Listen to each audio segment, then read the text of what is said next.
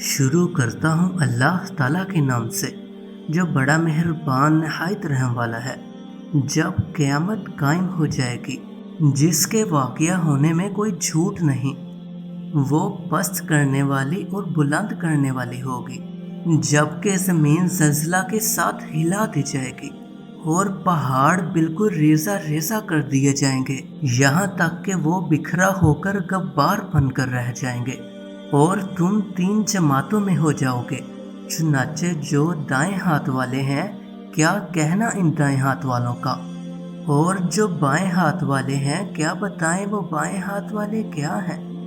اور جو سبقت لے جانے والے ہیں وہ تو ہیں ہی سبقت لے جانے والے، وہی ہیں جو اللہ کے خاص مقرب بندے ہیں، نعمت کے باغوں میں